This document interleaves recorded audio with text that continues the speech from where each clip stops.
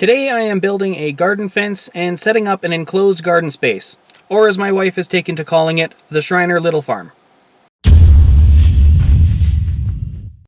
Hey guys, how's it going? With the recent addition of the not-so-little-anymore puppy, our current raised garden plots have taken the brunt of her reign of digging terror, which if we want to get anything good out of the garden this year, we need to put a stop to that. I mentioned in my super simple raised planter video, which you could check out up here if you missed it, that I was doing some yard rearrangement. This is why. To start this project off, I had to empty all of the current garden planters, build my new shed in their place, move everything out and take down the existing shed and remove the concrete blocks. Then I can mark out the area for the little farm with a string line, more or less square. Then I can set the planters down where I want them to get the spacing figured out. Figure out the locations of the posts, replace the string line with something a little less likely to kill me, and remove the existing sod. I figured it would be easiest to fill the planters before I put the fence up, so that's what we did over the course of a couple evenings. With the prep work out of the way, I get my wife on the paint sprayer to start spraying the 2x4s I'm using for the fence rails. We're just using normal 2x4s and making sure that they are completely covered by the paint and primer combo. When we picked up this paint and primer combo, we were told that it would work better to first prime and then paint separately, but I'm not too concerned about it. Since this is a project for my house only, I'm willing to take the chance that it doesn't work. But that might be something you want to figure out for yourself if you plan on doing the same thing. While she's working on the painting, I filter through my stock of reclaimed lumber and pick out 8 4x4 pressure-treated posts over 5.5 feet long and clean them up with a wire brush to get the majority of the dirt off and pass them off to my wife for painting as well. With everything getting cleaned off and painted, I break out the manual post hole auger and start digging out the post holes to about 2 feet deep. I prefer this one. Well, no, I don't. I would prefer a machine do it, but manually, I prefer this style over the clamshell style. I just can't see the clamshell style being efficient at all. I do not understand how that got popular. A machine would have been nice, but I figured it was kind of overkill for 8 posts, so. Anytime you're digging into the ground, it's a good idea to get your underground utilities located. I didn't this time, but a year or so after we moved into the place, I did get that located, and I know that there is a gas line running roughly in this area. Between knowing roughly where it was and using hand power only, I wasn't concerned with hitting anything, let alone breaking anything. If I was using powered equipment, on the other hand, definitely I would have got it located.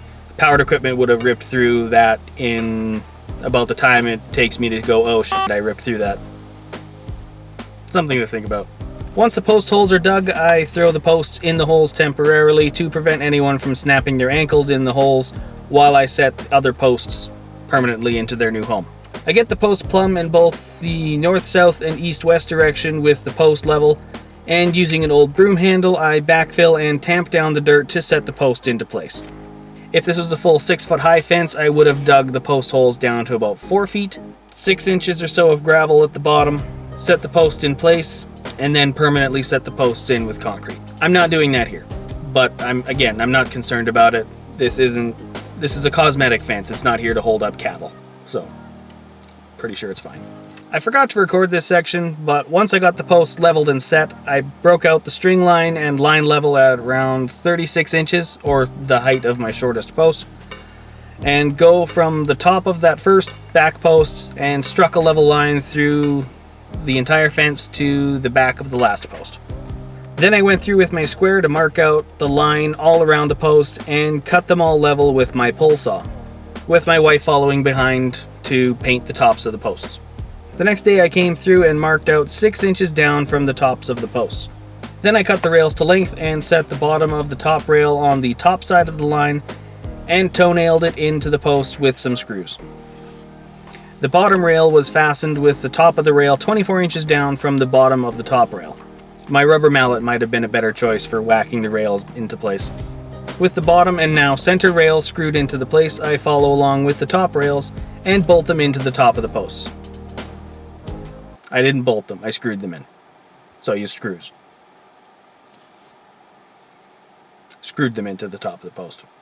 And now that all of the rails are installed, it's time to install the panel between the center and bottom rails. Using some 2x4s I ripped in half, so effectively 2x2s, I frame out the back half of the interior between the bottom and center rails.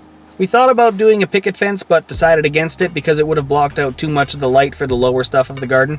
Our next idea was to just have 2x4s evenly spread across the height of the posts, but before we had a chance to start, my wife found this video by Epic Gardening, and liked the idea of the mesh panels, so I adapted the design and went from there. I'll put a link to Epic Gardening's video in the description below if you wanted to check that out. We found this roll of galvanized stucco mesh at the Orange store for about $70, which was almost half the price of the other meshes that I found, so that's what we went with. It was easy enough to roll out and cut with some wire cutters, and the beauty of having the center and bottom rails 24 inches apart is that I get 2 panels worth of mesh out of the same distance of the roll.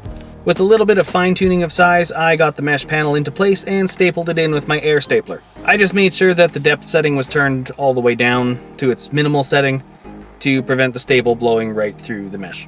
Now that the panel is installed, I could have left it here and it would have been perfectly fine, but I wasn't as big a fan of having edges of the panel exposed, so I framed in the front of the panel as well, and repeated that process throughout the rest of the fence.